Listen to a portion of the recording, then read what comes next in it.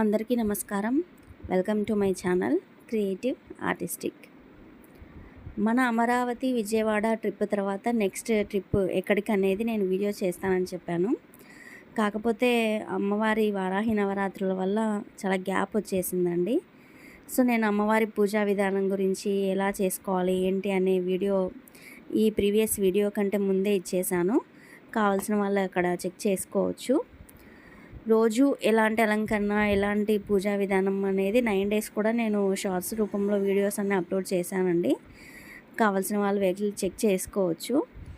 అందువల్ల ఈ video post చేయడం చాలా లేట్ అయిపోయింది, ఏమనుకోవద్దు, సారీ.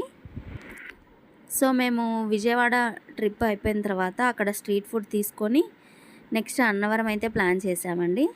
అన్నవరం వెళ్తున్న దారిలో ఒక చోట టోల్ ప్లాజా దగ్గర మేము మామూలుగా టోల్ కట్టించుకుంటారు కదా అన్నట్టు వెయిట్ చేసామండి. కాకపోతే ఒక 15 మినిట్స్ తర్వాత చెప్పారు ఆ బ్రిడ్జికి అటు సైడ్ ఎక్కడో యాక్సిడెంట్ అయిందంట. సో అక్కడ వెహికల్స్ అన్నీ అటే యూటర్న్ తీసుకొని వెళ్ళిపోతున్నాయి అని చెప్పేసి మాకు తెలిసేసరికి ఇటు టోల్ ప్లాజా మొత్తం ఫుల్ అయిపోయిందండి. 3 to 4 కిలోమీటర్స్ దాకా.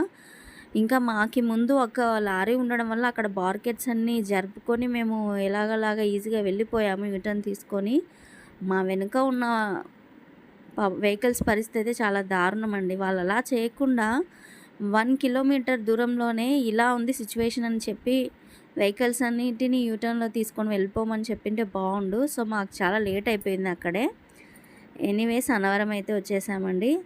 రూమ్ తీసుకున్నాము. ఇక్కడ రూమ్స్ దగ్గర కూడా చాలా ఫ్రాడ్ అయితే జరుగుతుంది. మన తిరుపతిలో లాగా కాదు. ఆన్లైన్లో ఒక సిస్టమ్ ఉంది, మనం వెళ్ళి అడిగితే ఒక సిస్టమ్ ఉంది. అక్కడ అందరికీ ఇంటర్లింక్స్ ఉన్నాయి. అయ్యో చాలా కష్టపడ్డాంలేండి. కానీ ఈసారి వెళ్ళేటప్పుడు మాత్రం మీరు ఎవరైనా సరే కొంచెం పక్కాగా ప్లాన్ చేసుకొని వెళ్ళండి. మేమైతే చాలా రిస్క్ ఫేస్ చేసాము. మేము తీసుకున్న రూమ్ చాలా చిన్నదండి. మేము రీచ్ అయ్యేసరికే 2 o'clock అయ్యిందండి. అక్కడ 2 నుంచి 8 దాకా మేము 2000 పే చేయాల్సి వచ్చింది.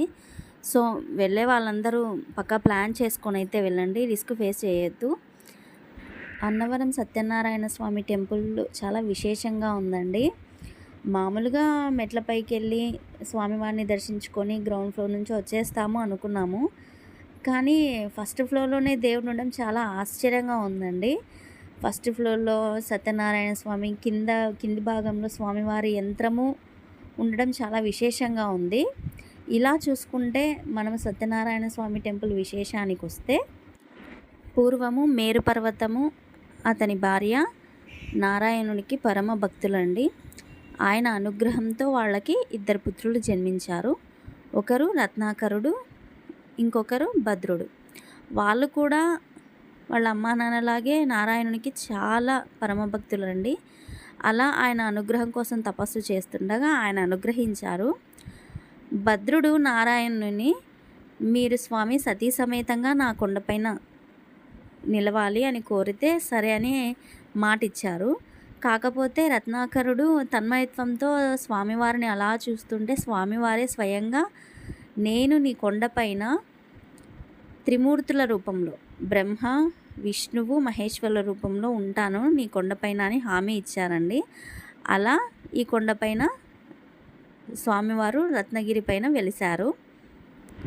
కానీ స్వామివారు ఆ కొండపైన అప్పుడే దర్శనం అయితే ఇవ్వలేదండి. చాలా కాలం తర్వాత అక్కడ ఒక జమీందారు మరియు విష్ణు భక్తుడైన ఈడంకి ప్రకాశం అనే వ్యక్తికి ఇద్దరికి ఒకేసారి కలలో నేను రత్నగిరి కొండపైన ఉన్నాను అని చెప్పగానే వాళ్ళు ఊరి వాళ్ళందరితో కలిసి వెతకడం మొదలుపెట్టారు. అంత కొండలో ఆయన ఎక్కడ దర్శనమిస్తాడో చెప్పండి. సో నేరెళ్ళమ్మ అమ్మవారు అక్కడ గ్రామదేవత, పిఠాపురంలో గ్రామదేవత అయితే ఆమె వచ్చి ఈ స్వామివారు ఎప్పటికైనా ఈ కొండ మీద వస్తారు అని తెలిసి అక్కడే ఉన్నారండి. ఆ గుడి కూడా మనకి ఎంట్రన్స్లోనే కనిపిస్తుంది. కొండపైకి వెళ్ళేటప్పుడు అమ్మవారు ఒక ముసలి ఆమె రూపంలో వచ్చి, నాయన అక్కడ ఒక అంకుడి చెట్టు ఉంది, ఆ కింద పుట్టలో వెతకండి, అంకుడి చెట్టు కింద స్వామివారు దర్శనమిస్తారు అని చెప్పి మాయమైపోయింది తను. వీళ్ళు వచ్చి చూడంగానే స్వామివారు దర్శనం ఇచ్చారండి. సో స్వామివారిని ప్రతిష్ఠించడానికి ఖచ్చితంగా అయితే యంత్రం అయితే కంపల్సరీ కావాలి కదండి, విగ్రహాలు ప్రతిష్ఠించాలి అంటే.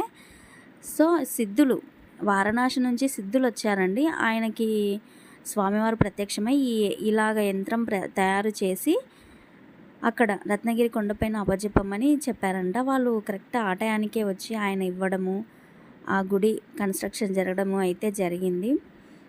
ఆ యంత్రమే కింద మనకి ఫస్ట్ కింద గ్రౌండ్ ఫ్లోర్లో కనిపించేది ఆ యంత్రమే అండి. ఆ యంత్రం పైన ఉన్న లింగాకారం ఒక ఆకారం ఉంటుంది స్తంభంలాగా. ఆ పైన ఫస్ట్ ఫ్లోర్లో స్వామివారు, ఒక పక్క అమ్మవారు, ఒక పక్క శివుడు ఉంటారండి. ఈ యంత్ర రూపంలో ఉన్నదాన్ని, ఈ యంత్ర రూపంలో ఉన్న ఆ స్థానాన్ని బ్రహ్మస్థానంగాను, ఆ ఆకారాన్ని శివస్థానంగాను, పైన విష్ణువు స్థానంగాను ముగ్గురు ఒకే చోట మనకి దర్శనమిస్తారు. అంతటి అత్యంత పవిత్రమైన స్థలం అండి అన్నవరం సత్యనారాయణ స్వామి. అన్నవరం సత్యనారాయణ స్వామి టెంపుల్ చాలా మహిమగల టెంపుల్ అండి. ఇక్కడ గుళ్ళోనే గోకులం అని ఉందండి. ఆవులకి దాన పెట్టేవాళ్ళు దాన పెట్టవచ్చు. గుగ్గిళ్ళు, ఆ గడ్డి అక్కడ అన్నీ వాళ్ళే ఇస్తారు. కాకపోతే 30 రూపీసో 20 రూపీసో ఉందండి అంతే. చాలా బాగుంది. అన్నవరంలో స్పెషల్గా డిస్కషన్ చేసుకోవాల్సిన విషయం ఏంటంటే ప్రసాదం. అన్నవరం ప్రసాదం అండి. నిజంగా నేనైతే ఎప్పుడు టేస్ట్ చేయలేదు, ఇదే ఫస్ట్ టైము. చాలా బాగుందండి. అది ప్రసాదం ఓపెన్ చేయగానే స్మెల్ నెయ్యితో చాలా బాగా చేశారండి. తింటుంటే ఇంకా అలాగే ఉంది. మన తిరుపతి లడ్డు ఎంత ఫేమస్సో అన్నవరం ప్రసాదం కూడా అంతే ఫేమస్ అండి. ఇక్కడ కావాల్సిన చోట వాటర్ ఉంది. నీట్గా మొత్తం గుడి మొత్తం క్లీన్ అండ్ గ్రీన్గా ఉందండి. కాకపోతే మేము వెళ్ళింది సమ్మర్లో కాబట్టి కొంచెం వేడి అయితే చాలా చాలా ఘోరంగా ఉంది. మా చిన్నోడు ట్రయల్ చేస్తున్నాడు కాళ్ళు కాలుతాయా లేదా అని చెప్పేసి. అదిగోండి చాలా చాలా వేడిగా ఉందండి. వెహికల్స్ అయితే పైకి గుడి వరకు తీసుకెళ్ళొచ్చు. మాకు తెలియక కొంచెం దూరంలో పార్క్ చేసాము. ఎండకి చాలా ఇబ్బంది పడ్డాము. గుడి దగ్గరికి కొంచెం డిస్టెన్స్లో తీసుకెళ్ళొచ్చండి, ఏం కాదు. అన్నవరం సత్యనారాయణ స్వామి టెంపుల్లో సత్యనారాయణ స్వామి వ్రతాలు చాలా బాగా జరుగుతాయండి. బ్లాక్స్ అన్నీ ఫుల్ అయిపోయాయి. టికెట్ కౌంటర్ కూడా క్యూ చాలా పెద్దగా ఉంది. సో మేము ముందు ప్లాన్ చేసుకోలేకపోయాము. నెక్స్ట్ టైం కంపల్సరీ వ్రతం చేయించుకుంటాను. నెక్స్ట్ మేము ఇక్కడ నుంచి మంగళగిరి వెళ్ళిపోయామండి. అక్కడ మా ఫ్రెండ్ ఇంటికి వెళ్ళి తను మంగళగిరి పానకాల స్వామి టెంపుల్ దగ్గరికి తీసుకెళ్ళింది. అక్కడ విశేషాలని మళ్ళీ నెక్స్ట్ వీడియోలో డిస్కషన్ చేస్తాను. సో ఈ వీడియో నచ్చితే అందరికీ షేర్ చేయండి, సబ్స్క్రైబ్ చేసుకోండి. Please support me. మీ ఫ్రెండ్స్ అండ్ రిలేటివ్స్ అందరికీ షేర్ చేయండి. Thanks for watching. Stay tune my channel. Bye.